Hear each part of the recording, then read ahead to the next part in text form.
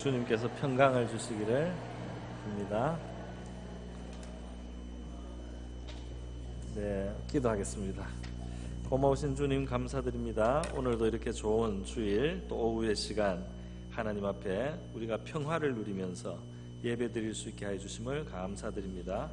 우리에게 이 신앙생활 자유롭게 할 수 있는 하나님이 큰 은혜가 주님이시 우리가 귀한 줄 알고 감사하며 이 기회를 잘 사용할 저희가 되게 하여 주시옵소서. 오늘 이 시간에 말씀 나누어 주시기를 원합니다. 부족한 종에게는 작은 보리떡과 생선 2마리, 너무나 작은 양식이지만 주님께서 기름 부어 주셔서 사랑하시는 이들의 마음의 양식이 넉넉히 되게 하옵소서. 예수님의 이름으로 기도드립니다. 아멘. 네, 오늘 디모데전서 5장에 이어지는 이 목회자에 대한 권면의 말씀을 보겠습니다. 그런데 오늘 이 5장 이 교회 안에서 이 관계성 속에서 어떻게 하라 하는 것은 사실 목회자에게만 해당되는 게 아니라 일반 성도들에게도 마찬가지로 적용이 되는 말씀이기 때문에 이거는 뭐 구분을 할 필요가 더욱 없는 말씀이라고 할 수 있겠습니다. 이게 요지를 보니까 늙은이는 꾸짖지 말고 권하되 아버지에게 하듯 하라. 그래서 나이가 자기보다 많은 분들을, 특별히 이제 아버지 뻘인 그러한 성도들을 그야말로 아버지를 대하듯이 대하라. 젊은이는 형제 대하듯이 하고, 늙은 여자에게는 어머니에게 하듯이 하고, 젊은 여자에게도 자매에게 하듯이 하라. 이렇게 말을 했습니다. 그러니까 가족처럼 대하라는 그런 말씀이 되겠습니다. 그러니까 교회가 영적으로 하나님 안에서 우리가 교회로 모였다는 것은 하나님의 가족입니다. 하나님의 권속이라고도 하죠. 가족이라고 하고, 우리가 이 세상에 물론 아담의 혈통으로 우리가 한 또 혈통이기도 하지만 세상에서 볼 때는 또 이렇게 상관이 없던 사람들인데 예수님의 피로 인해서, 예수의 피라는 혈통으로, 예수 피의 혈통으로 서로 또 한 피가 되어가지고 가족이라고 할 수 있는 영적인 가족이 되었다고 할 수 있겠습니다. 그래서 이것을 교회 안에서 이제 우리가 적용을 할 때 사실 이 교회가 이렇게 그 큰 가족이라는 것이 참 좋은 일이죠. 이 가족 관계 속에서 우리가 오늘 새벽에도 우리 박상필 목사님도 간증을 좀 하셨어요. 새벽기도 때 간증을 하셨는데, 이 가족에게서 이 인간적으로 실제로 자기의 가족에게서 부족했던 것이 좀 있더라고 하더라도, 부모의 사랑, 형제의 사랑, 이런 것이 좀 부족했다고 하더라도 이제 교회에 나와서는 놀랍게도 그것이 채워질 수 있는 그런 그 은혜가 있습니다. 그래서 이 좋은 형을 못 가졌던 사람이 교회에 와서 좋은 형님을 만나는 거죠. 좋은 누님을 만나고, 좋은 언니를 만나고, 또 사랑스러운 동생들을 만나고, 또 정말 부모 같은 그런 분들을, 어버이 같은, 아버지 같은 분, 어머니 같은 분들을 교회에서 우리가 만나게 되면서 우리의 그 채워지지 않았던 부분들이 채워지는 그런 은혜가 있습니다. 여러분은 어떤지 모르겠어요. 저는 쟤를 돌아보니까 확실히 그래요. 저도 그렇습니다. 우리 박 목사님도 그렇다고 하고 저도 그렇다고 하고, 우리 서로에게 좋은 아버지, 좋은 형님, 좋은 누나, 좋은 어머니, 좋은 동생도 되고 서로에게 이렇게 될 수 있기를 바랍니다. 그런데 이 가족처럼 되라는 말씀 속에는 막대하라는 뜻은 아닙니다. 가족이기 때문에 쉽게 생각하고 함부로 하라, 그런 뜻은 아니에요. 우리가 가족이 너무 편하고 쉽다 보니까 이렇게 막대하기도 하는데, 그거는 사실 가족에서 조금 고쳐야 될 점이기도 합니다. 편하기는 하지만 성경적으로 말하면 성경은 서로 존경하기를 먼저 하라는 그런 큰 또 그 기준이 있어요. 그래서 서로 존중해 주라는 말씀입니다. 그래서 물론 동생처럼 대해야 되겠지만은 그래도 결혼도 하고 자식도 있는데 너무 막 이렇게 하대를 하고 심하게 말을 하고 이래서는 안 되겠습니다. 존중을 해주면서 우리가 가족 같은 정신을 가지는 것이 좋겠다고 생각합니다. 또 이 가족 같다는 이 가족처럼 대하라는 말 속에는 어떤 게 있겠습니까? 이 가족이라고 하는 것은 제일 큰 이 기본 정서가 서로 사랑해주고, 서로를 사랑해주고 또 용납해주고 또 참아주고 하는 이것이 가족의 그 정서입니다. 가족 안에서도 물론 어떤 꾸짖어야 될 때가 있고, 훈육을 해야 될 때가 있고, 자녀를 책망해야 될 때가 있고, 동생을 나무라야 될 때도 있습니다.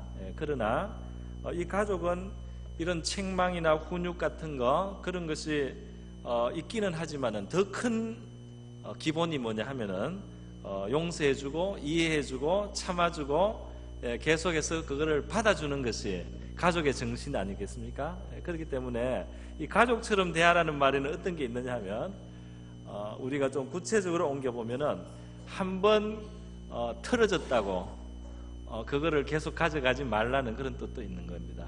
한 번 안 좋은 그런 일, 한 번 안 좋은 충돌이 일어나고 안 좋은 어떤 갈등 관계가 있었다고 해서 가족이 그걸로 영영이 덩을 지는 가족은 없지 않습니까? 좀 지독한 사람이 있긴 있습니다. 제가 들어보니까 좀 지독해서 뭐 친자매 사이인데도 서로 싸우면은 한 3일 이야기를 안 한다든지, 더 지독한 사람은 한 일주일 이야기를 안 하는 이런 지독한 그런 가족 관계가 없지 않은 것 같아요. 그러나 대개는 가족이라는 것은 오늘 형제들이 서로 티격태격 하다가 내일은 같이 놉니다. 같이 놀고, 오늘은 눈물이 쏙 빠지게 혼이 나고 좀 종아리를 맞았는데 다음 순간에는 이게 안겨 있어요.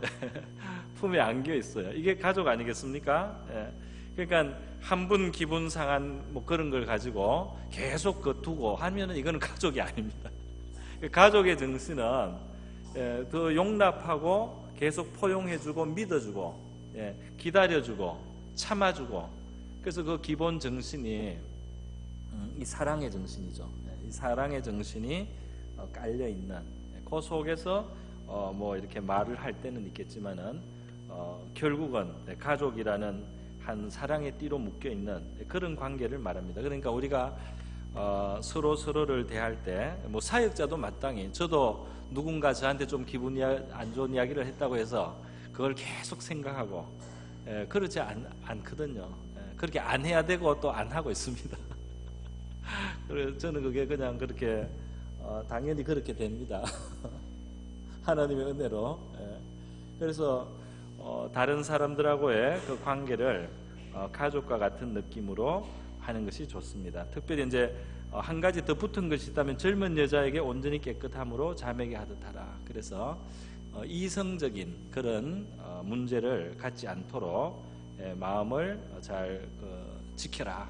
그런 것은 우리가 누구라도 이성 문제 시험에 들지 않도록 마음을 근신하는 것이 필요하고, 혹시 마음에 시험이 들더라도 그런 것도 우리는 하나님 앞에 그대로 가지고 나가서 기도하고, 제가 이렇게 합당치 않은 생각이 드니까 이거를 용서해 주시고 고쳐달라고 이렇게 겸손하게 우리 죄인됨을 고백하고 그렇게 해나가는 것이 좋습니다.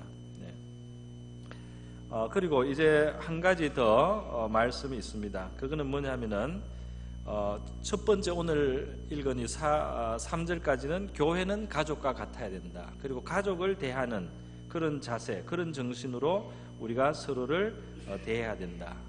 이 가족 안에도 질서가 있고 또 위계가 있고 또 이렇게 무슨 훈계도 있고 징계도 있지만, 이것은 모두 사랑으로, 가족 안에서는 이 모든 것이 사랑으로 깔려 있고 사랑으로, 이것이 사랑의 기초 위에 있었어요. 결국은 이 사랑의 공동체인 것입니다. 그것이 이제 가족인데, 교회는 가족과 같아야 되고, 그러니까 교회는 군대가 아니고, 교회는 직장이 아니고, 교회는 어떤 그런 다른 사회단체와 다른 가족성, 그 얼마나 가족이라는 것은 정말 끊을 수 없는 관계들 아닙니까? 바로 그런 관계로 우리가 서로를 대해야 된다는 겁니다. 이 교회에서 서로 성도들 사이에 조금씩 갈등이 생길 때 생각해 볼 점이 있어요. 그게 뭐냐면은, 나중에 우리가, 나도 예수 믿고 저 사람도 예수 믿어서 천국에서 다시 만나야 되는데, 천국에서 다시 만날 때 만날 수 있는 관계를 우리가 이 세상에서 하고 가야 되지 않겠습니까?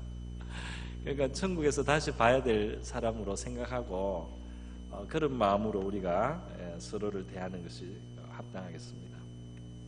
이어지는 말씀은 뭐냐 하면 앞에서는 교회는 가족 같아야 된다, 가족 같은 마음으로 서로를 대하라, 그렇게 하고 나서 이어지는 말씀은 뭐냐 하면 신앙을 가정에서 실천하라는, 신앙은 가정에서 먼저 실천하는 것을 노력해야 된다 하는 그런 내용이 압축으로 할 수 있겠습니다. 그게 이제 경우는 참 과부, 참 과부인 과부를 존대하라, 3절에 그렇게 나오면서 만약에 어떤 과부에게 자녀나 손자들이 있으면 그들로 먼저 자기 집에서 효를 행하여 부모에게 보답하기를 배우게 하라. 이것이 하나님 앞에 받으실 만한 것이다. 그래서 이 과부라고 하는 것은 이제 옛날 이 시대는 지금보다 더더욱 생활하기가 어려운, 생활력을 갖기가 어려운 이제 그런 사람입니다.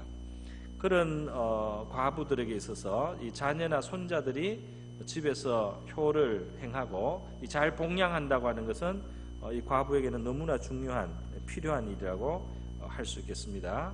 그래서 오늘 이 과부의 자녀들에게 부모, 그 과부인 홀로 있는 어머니를 또는 뭐 홀로 있는 아버지가 될 수도 있겠죠.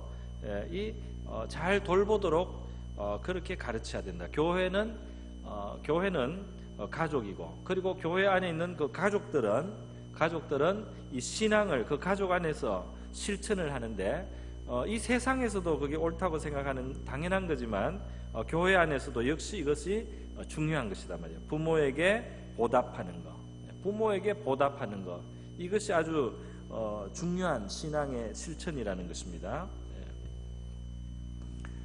이 효도한다는 것은 우리 동양, 우리 특히 한국의 유교 문화에서는 이 효도를 원래 강조해 왔기 때문에 우리는 익숙하지만 서양 사람들은 조금 다릅니다. 물론 그들도 가족 안에 사랑이 있고 부모를 사랑하고 감사하고 고마워하면서 부모에게 보답하는 것이 많아요. 그러나 우리 한국에는 유교의 영향 속에 특별히 이 부모님을 공경하는 정신이 많습니다. 그래서 이것이 상당히 사실 좋은 거예요. 이것이 상당히 기독교적인 그런 것이 많습니다. 경로 사상이라든지 부모를 잘 봉양하려고 한다든지, 이것은 유교적인 것이면서 동시에 성경적인 겁니다. 그래서 성경의 10계명, 4계명에 부모를 공경하라, 내 부모를 공경하라고 하나님께서 10가지 계명으로 압축시킨 것 중에 하나로 이 부모 공경을 주셨어요. 부모 공경을 주셨는데 특별히 이것을 또 신약 성경에서 재인용을 하면서 이 10계명 중에 약속을, 이걸 잘 지키면 뭘 주겠다고 약속을 특별히 붙인 것은 이거 하나밖에 없다 하면서 이 부모를 공경하라는 이 계명을 다시 한번 말을 합니다. 그래서 이것은 구약 시대나 신약 시대나 다 관통해서 하나님의 아주 중요한 뜻이고, 또 하나님의 백성이 마음에 두고 실천해야 될 것이고, 우리 신앙생활의 그 열매로서 나타나야 되는 것이 부모를 잘 공경해야 되는 것이다. 그리고 하나님은 부모를 공경하는 자들에게 땅에서 잘 되고 장수하는 복을 주겠다고 특별히 이 메리트를 붙여가지고 그걸 더 자극을 줘서 더 잘할 수 있도록 그렇게 하나님이 이 계명에다가 포인트를 더 찍었다는 겁니다. 그래서 우리 신앙생활을 잘하고 우리가 하나님을 잘 믿으려고 할 때 부모님을 잘 모시고 또는 부모님에게 잘 보답을 하고 부모님을 기쁘시게 하는 것, 이것이 굉장히 중요한 신앙의 행위라는 것을 우리가 기억해야 되겠습니다. 잠언에도 보면 낳은 어미를 기쁘게 하고 또 아버지를 순종하라, 이런 말씀들이 많이 있어요. 부모를 기쁘게 하는 것이 하나님을 경외하는 사람들의 마땅히 해야 될 일이라는 것입니다. 그래서 오늘 이 말씀을 보면은 8절로 가면은 누구든지 자기 친족, 특히 자기 가족을 돌보지 않으면, 될 수 있으면 친족까지도, 어려운 사람이 있으면 돌봐주고 자기가 여력이 있으면 좀 도움이 될 수 있도록 그렇게 하라는 겁니다. 그런데 특히 자기 가족은, 가까운 가족은 반드시 돌봐줘야 된다. 돌봐줘야 된다. 그 도움을 필요로 하는 부모나 형제에게 도움을 베풀라는 겁니다. 돌보지 아니하면 믿음을 배반한 자요. 굉장히 강하게 말하지 않습니까? 가족을 저버리면 믿음을 배반한 것이고 불신자보다 더 악한 자니라 그랬어요. 성경에 보면은 간혹 이제 예수님의 제자를 부를 때 무슨 나를 따라오너라 이렇게 했을 때 그 거물을 버려두고 또 아버지를 그냥 아버지를 버려두고 요한과 야고보가 예수님을 쫓아왔다는 그런 말씀이 있습니다. 배를 버려두고 쫓아왔다. 예수님이 부르면 뭘 하다가도 다 그냥 하고, 또 예수님이 복음을 위해서 이 가족을 또 형제나 부모를 버리면 땅에서 백배를 받고 영생을 얻지 못할 자가 없다, 이런 말씀도 했기 때문에 가족을 저버려야 된다고 너무 이렇게 강하게 생각하기 쉬워요. 그렇지 않고 그것은 주님이 최우선이 돼야 되기 때문에 어떤 때는 어떤 특별한 상황에서 주님이 우리에게 콜링을 하고 특별한 명령을 줬을 때는 우리가 가족보다도 주님의 명령을 우선하는 것이 맞습니다. 그게 맞아요. 그것이 가족을 위해서도 결국은 최선이 된다. 그것은 맞습니다.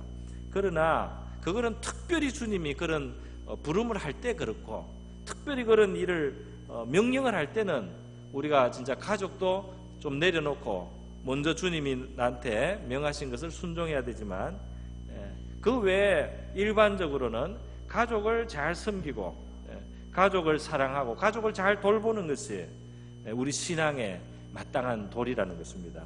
그렇게 하는 것이 99% 맞다는 거죠. 예수님 시대도 신앙을 핑계대고 이 부모님을 소홀히 한 사람들이 있었어요. 그래서 그들이 그 핑계로 고르반이라는 제도를 썼습니다. 그래서 하나님께 뭘 드렸다 이렇게 하면 이건 하나님께 드린 거기 때문에 부모를 위해서 쓸 수가 없다는 거예요. 그런데 그 제도를 이들이 정말 하나님께 드린 것이 아니고 부모에게 안 드리기 위해서 고르반이라는 이름으로 걸어놓고는 부모 안 섬기는 핑계거리로 이제 그렇게 삼았기 때문에 예수님께서는 그것을 책망하셨습니다. 너희 하나님 잘 믿는 척하면서 하나님의 정말 중요한 법, 부모를 공경하고 사랑하라는 이 법을 너희가 어기고 있다. 그러니까 그 마음 중심에 자기 동기를 살펴야 되겠죠.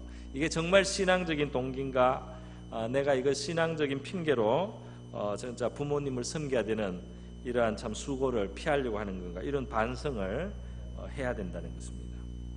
오늘 이 교회는 가족과 같아야 되고 신앙은 가정에서 실천돼야 된다, 이렇게 압축을 할 수 있습니다. 오늘은 이 부모님, 홀로 있는 과부 어머님, 이런 분들을 잘 섬기는 도리에 대해서 말했지만 실제로 부모님뿐 아니라 남편과 아내 사이도 이 가정의 바로 이 현장에서 우리 신앙이 실천이 돼야 되지 않습니까? 또 자식을 향해서도 우리 신앙이 실천돼야 되지 않습니까? 이 부모와 자식 사이, 또 부부 사이에 이 가족의 또 형제 사이도 있겠습니다. 제일 가까운 사이에서 신앙이 실천돼야 되는데 간혹은 어떤 그런 고백을 하거나 그런 생각을 할 때가 있어요. 나는 참 믿음이 좋고 나는 그래도 믿음이 괜찮은데 집에 오면 믿음이 떨어진다. 나는 이만하면 그래도 은혜를 받았고 신앙생활을 잘 하는 편인데 집에 오면은 신앙의 수준이 떨어진다. 누구 때문에? 집에 내 신앙을 떨어뜨리고 깔아먹는 원수가 있다. 그래서 이 원수를 사랑하라는 이 계명이, 이 말씀이 이게 집에서 실천해야 되는 계명이다, 이렇게 느끼는 경우가 많을까요, 적을까요?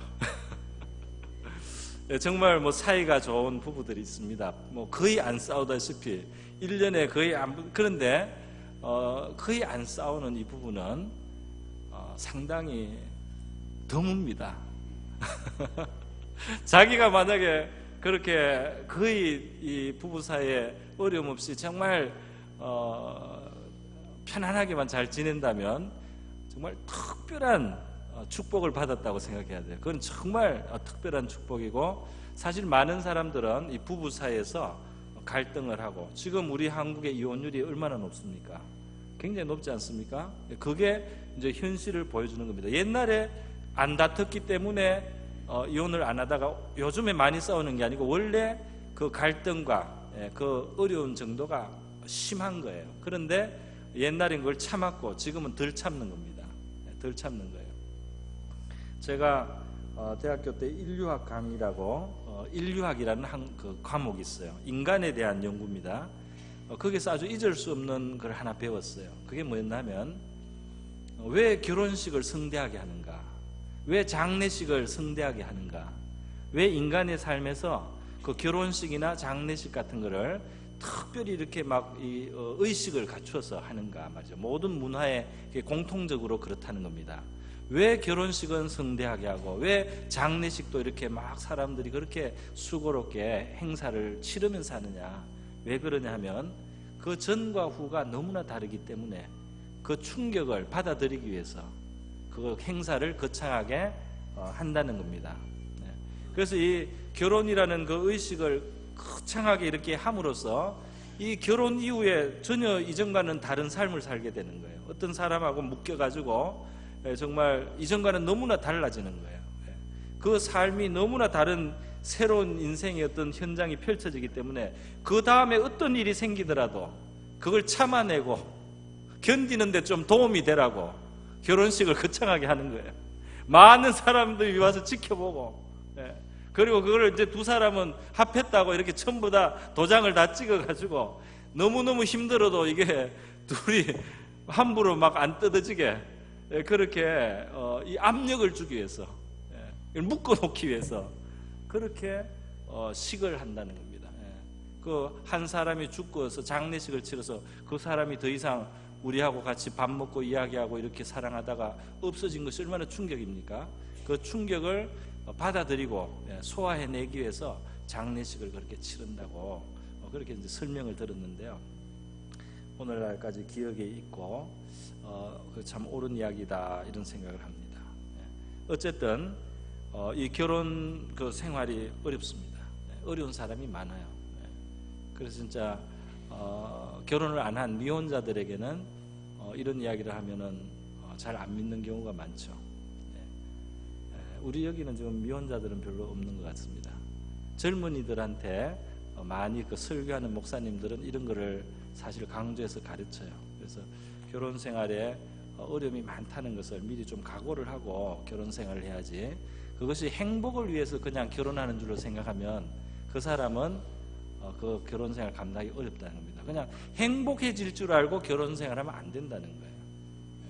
그래서 제 아주 좀 가까운 한 그 친구 목사님은 그런 이야기를 해요. 자기 교인들을 보니까 정말 이 소위 말하는 인고 부부는 진짜 희귀하고 거의 대부분 이 부부 사이에서 신앙의 연단을 받고 있다. 신앙의 연단이 가정생활에서 있다는 겁니다. 부부 생활에서 신앙의 연단을 많이 받고 있고, 그런데 그 연단을 받는 것을 당연하게 생각하고 그렇게 생각하고 살도록 자기는 가르치고 있다. 그렇게 말을 했어요. 우리 교우들은 너무 이게 결혼 생활 잘 하시는 것 같아요. 제가 보니까. 맞습니까? 제가 이런 이야기를 하면 잘 이해가 안 되시는 표정이에요. 실제로 화목한 가정이 많아서 저는 참 감사하게 생각합니다. 그런데 하나님께서는 우리 그 신앙을 이 가정에서 실천하도록 부르심을 했고, 실제로 우리가 그 신앙의 인물들을 가정의 관점에서 또는 뭐 결혼의 관점에서 들여다보면 그렇게 희희낙낙하면서 간 신앙의 인물들이 그렇게 별로 없습니다. 우리가 생각하는 것보다 이 신앙의 인물들, 성경에 나오는 신앙의 인물들을, 그들의 믿음이 대단했고 어떤 뭐 하나님께 위대한 쓰임을 받았고 어떤 일이 있었지만 가만히 들여다보면 그런 결혼 생활에서는 굉장히 쓴 잔을 마신 그런 신앙의 인물들이 많아요, 여러분. 제가 이렇게 말하면 이해가 안 되십니까? 다윗을 보세요. 다윗은 미갈이 자기의 첫 부인이고 원래는 사랑해서 결혼을 했지만 미갈하고 나중에 굉장히 불행한 관계가 됩니다. 미갈이 다윗을 멸시해가지고 자식을 못 낳아요.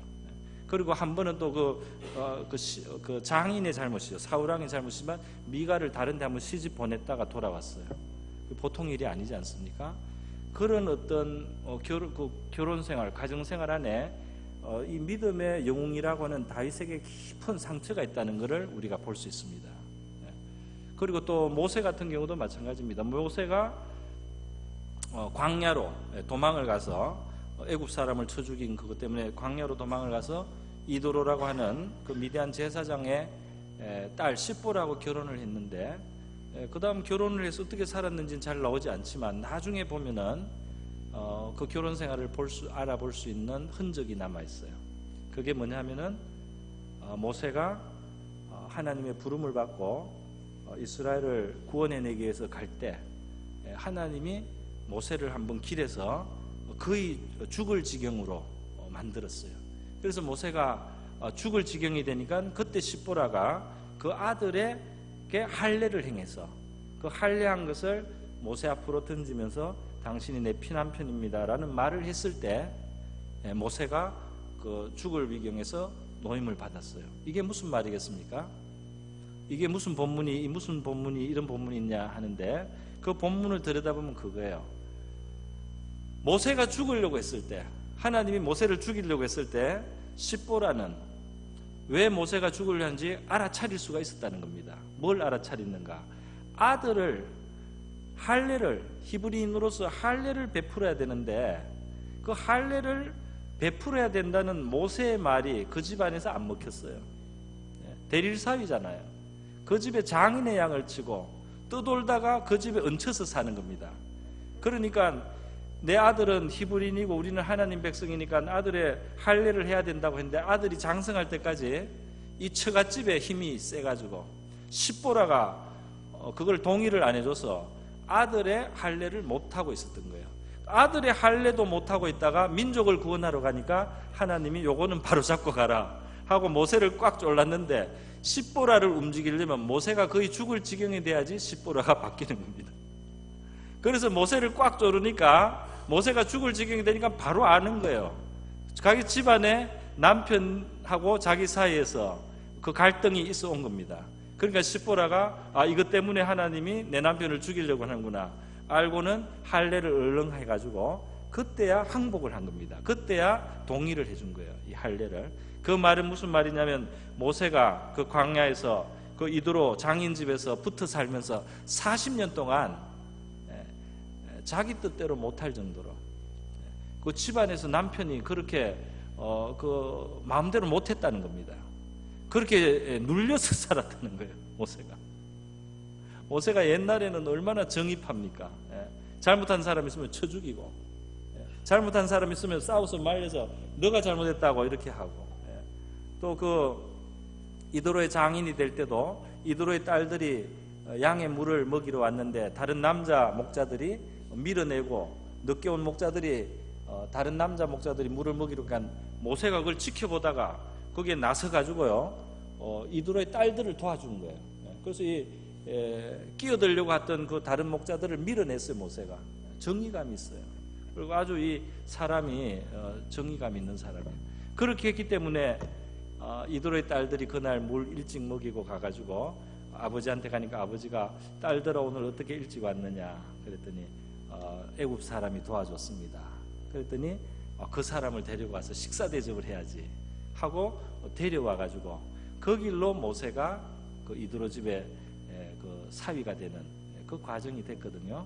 그것만 봐도 이 모세가 참 그 정의로운 사람인데 문제는 뭐냐면 그렇게 정의로워서 사람을 쳐 죽일 정도로 정의감이 강한 사람이지만 자기 집에서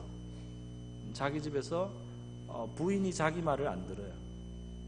그래서 아들을 당연히 할례를 해줘야 되는데 할례를 못 시키고 이 세월이 많이 지난 겁니다. 그러니까 모세가 그걸 참아왔다는 겁니다. 집에서 참았다는 거예요. 모세가 참고 많이 참았는데요. 모세가 정의감이 많은 사람이지만 집에서 그렇게 대릴 사이로 살면서 많이 참고 모세가 온유한 사람이 됐어요. 여러분 안 믿습니까? 그래서 모세를 성경에서는 지면의 모든 사람보다 그 온유함이 성했다. 이전에 모세가 40세 때 보면 정의감이 있어가지고 안 참아요. 정의감 있는 건 좋죠. 그러나 참지도 못하는 단점이 있습니다. 그런데 모세가 나중에는 정의감도 있지만 참을 수 있는 사람이 된 거예요. 집에서 훈련받은 거예요. 와이프한테 훈련받은 거예요. 어마어마하게 참은 거예요. 그러니까 나중에 광야에서 자기 백성을 참은 겁니다. 그렇게 거역하고 반란을 일으키는데 참는 겁니다. 그 참는 사람 만들려고 하나님이 40년 동안 광야에 허락한 겁니다. 그 대릴 사이로 그 옆에 그 십보라 같이 말 안 듣는 와이프가 붙어가지고 생긴 말을 안 듣는 거예요. 그거를 참다가 온유한 사람이 됐어요. 그러니까 여러분, 원수가 항상 원수가 아니고 사실은 우리의 거룩함을 도와주는 하나님의 도구일 수 있습니다.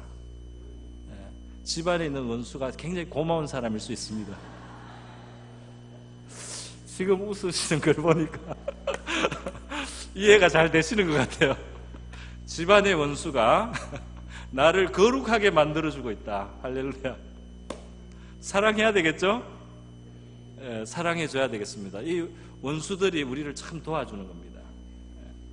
원수가 많이 도와주는 거예요. 제가 여담 하나 하겠습니다. 어느 우리 잘 아는 목사님인데요, 시골에 부흥회를 가서 며칠 동안 말씀을 전했는데 너무 얼굴이 평안하고 은혜로운 여자 권사님이 한 분 있었대요.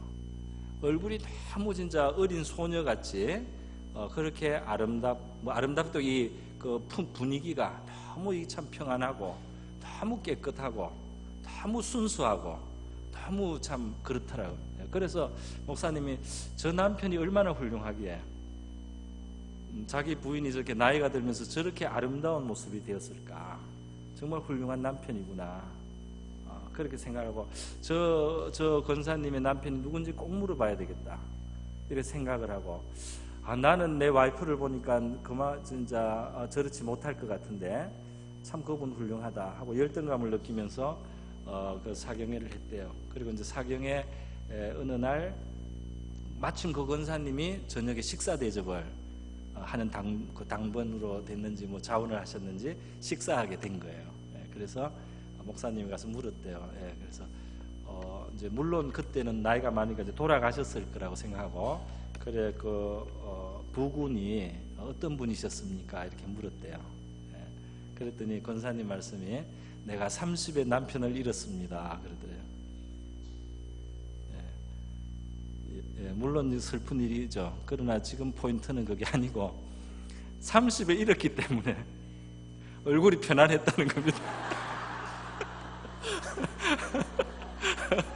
30에 잃고 평생을 지나왔기 때문에 얼굴이 그렇게 환했다는 거예요. 그런 이야기를 하면서 그래서 목사님이 덜 괴로웠다 그렇게. 이거는 여담이었습니다. 오늘 우리 하나님의 말씀, 우리 신앙을 가정에서 실천하라. 효도일 수도 있고요, 원수를 사랑하는 걸 수도 있고, 인내하는 걸 수도 있고, 신앙의 진짜 점수는 가정에서 매겨집니다. 그래서 나는 신앙이 보통은 80점, 90점인데 집에 가면 내 점수를 까먹는, 내 점수를 30점대로 20점대로 이렇게 떨어뜨리는 저 누군가가 있다. 이렇게 하지 말고 내가 원래 20점짜리다. 내가 진짜로는 20점, 30점인데 밖에 나가면 이게 좀 포장이 돼가지고 80점, 90점으로 보인다는 사실을 우리가 인정을 해야 됩니다. 그거를 받아들이고 그 자리에서 우리 주님 앞에서 출발해야 될 줄 믿습니다. 그게 나의 진짜 점수다. 그래서 그 점수를 나의 진짜 점수로 알고 주님 이 주신 환경에서 내가 신앙을 실천하고 또 훈련하고 연단을 잘 받게 해주십시오.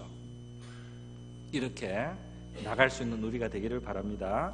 우리 교회는 한번 틀어져도 다시 용서하고 다시 용납하는 가정 같은, 가족 같은 교회가 돼야 되겠습니다. 한번 뭐 이렇게 한 걸로 영원히 삐끼고 틀어지면 안 되겠어요. 한번 뭐 한 걸로 계속 틀어진 그런 가족이 있습니까? 없지 않습니까? 그죠? 한번 기분 나쁜 일이 있었다고 계속 등지고 있지 않습니까? 그런 일이 있었더라도 또 없는 일처럼 넘어가고 다시 한 가족으로서 얼마든지 사랑할 수 있는 바로 그런 교회가 되기를 바랍니다. 그리고 우리의 신앙은 가정에서 실천되고 또 훈련된다는 사실을 우리가 받아들이고 가정 안에 있는 그 신앙의 기회를 우리가 실천하고 활용하고 살려야 되겠습니다. 다 같이 기도하겠습니다. 우리 이 시간 우리 오리동 남부교회 가족 같은 교회 되고 관계들의 문제가 있었다면 하나님 치료해 주시고 우리가 부모를 대하듯이 형제를 대하듯이 정말 여길 수 있게 해주십시오. 내 마음을 사랑의 정신으로 대할 수 있게 해주십시오. 또 우리 교우들 간에 그렇게 되게 해주시기를 구하고요. 나의 신앙이 가정에서 연단받고 훈련받고 또 실행되게 하옵소서. 부모를 향해서 부부 간에 또 자녀에게 우리가 정말 신앙으로 행할 수 있게 해달라고 같이 한번 기도하겠습니다.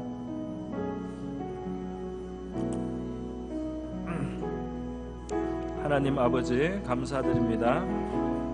오늘 이 디모데전서 말씀 우리 교회를 주님께서는 정말 아버지처럼 어머니처럼 또 자매처럼 형제처럼 우리 성도들 서로 대하라고 말씀해 주셨습니다. 정말 이 정신으로 우리가 서로를 대할 수 있도록 도와주시기를 간절히 원하고 바랍니다. 우리가 이 정신으로 하나님 이 정서로 끊임없이 용납할 수 있는 다시 아버지여 감사 안을 수 있는 다시 잊어줄 수 있는 다시 사랑하고 섬길 수 있는 하나님의 그러한 자세를 그러한 마음을 그러한 넉넉한 가족의 마음 우리 오리동 남부교회에 많이 주신 줄 믿습니다. 우리 가운데 그것이 더욱 필요한 그러한 자리들 그러한 구석구석에 하나님 이 사랑의 정신을 가족의 사랑의 정신 더욱 채워주시기를 원하고 우리 다 같은 연약함을 가진 인생들 서로를 이해해주고 헤아려 줄 수 있도록 도와주시옵소서. 예수님의 피로 나도 용서받고 너도 용서받고 예수님의 피로 나도 씻김을 받고 저도 씻김을 받아서 예수님의 은혜로만 나도 구원받고 너도 구원받는 이 사실을 우리가 기억할 수 있도록 도와주시기를 원하옵나이다. 주여 또한 우리의 신앙 우리의 가정에서 실천될 수 있도록 도와주시기를 원합니다.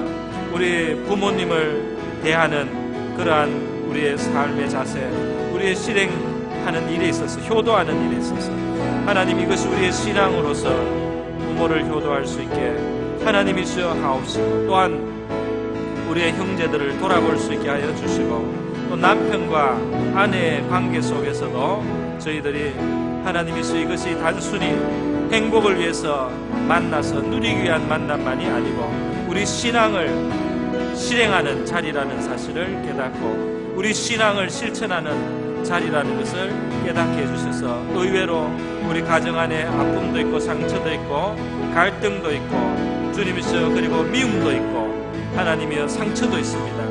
하나님 아버지 이 가족 안에서의 어려움 우리가 가정의 문제들 남편과 아내를 향한 원망이나 혹시 미운 마음들 하나님의 이러한 일들 속에서 우리 하나님의 뜻을 우리가 받아들여서 하나님의 그것이 우리를 훈련하는 자리가 되고 우리 신앙을 실행하고 실천하는 자리가 될 수 있게 도와주시기를 원합니다.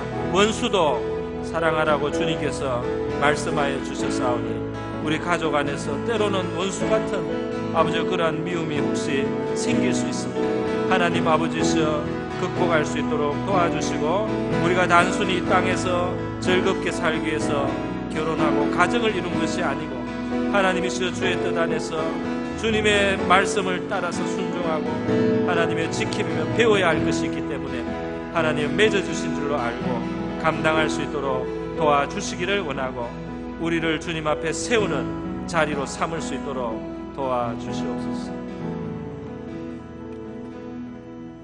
고마우신 하나님 아버지 감사드립니다. 우리 오리동 남부교회 가족 같은 많은 사랑을 주셔서 참으로 감사드립니다. 그러나 우리에게 남아있는 어떤 해결되지 않은 상처나 아픔이나 관계 갈등이 남아있는 것이 있다면 우리 주님께서 우리의 마음을, 가족의 마음, 사랑이 결국은 승리하는 이 가족의 정신으로 우리를 가득하게 채워주셔서 사랑이 충만한 아름다운 우리 오리동 남부교회 되게 하여 주시옵소서. 그리고 우리의 신앙이 우리의 가정에서 시행되고 실천될 수 있게 하여 주시옵소서. 당연히 사랑하고 다른 아끼고 참 섬겨야 되는 가족이지만 우리 죄인들이 모여서 죄인을 낳고 죄인들끼리 살아가는 이 가족, 적나라한 죄인의 모습이 드러나는 것이 또한 가족입니다. 우리의 이기심과 우리의 미움과 여러 가지 잘못된 부정적인 정신들 우리가 내려놓고 우리 자기 중심을 내려놓고 주님의 말씀대로 순종하고 주님의 말씀을 받아들이고 주님의 뜻을 따라서 참기도 하면서 사랑을 실천하고 또 인내하고 우리의 믿음을 실행하는 자리로, 훈련받는 자리로, 연단받는 자리로 우리 가정에서 믿음의 승리를 할 수 있도록 도와주시옵소서. 감사드리며 고마우신 예수님의 귀하신 이름으로 기도드립니다. 아멘.